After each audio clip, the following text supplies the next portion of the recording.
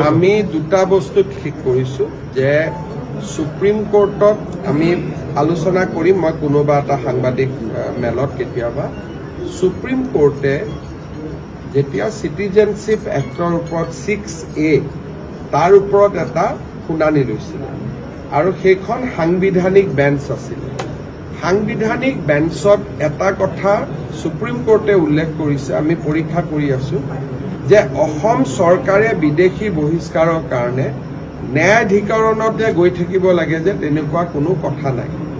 ইমিগ্ৰেন্টছ expel order বুলি এখন পুৰণা আইন আছিল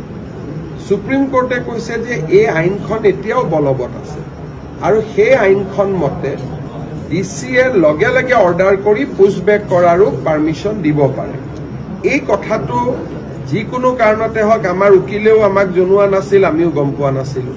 যোৱা কেইদিনমানত এই গোটেই ঘটনাটো আমাৰ পোহৰলৈ আহিছে সেইকাৰণে আমি বিষয়টো আলোচনা কৰিম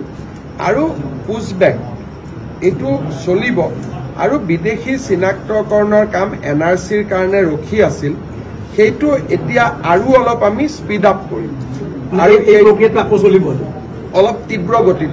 চলিব নহয় অকণমান তীব্ৰ গতিত চলিব আৰু এইবাৰ চিনাক্ত হলে আৰু আমি ট্ৰিব্যুনেলত পঠোৱা দৰকাৰ নাই পুনে পুনে আমি পোষ্টবেক কৰিম গতিকে তাৰ কাৰণে এইকেইদিন প্ৰস্তুতি চলি আছে আৰু আপোনালোকে বিদেশী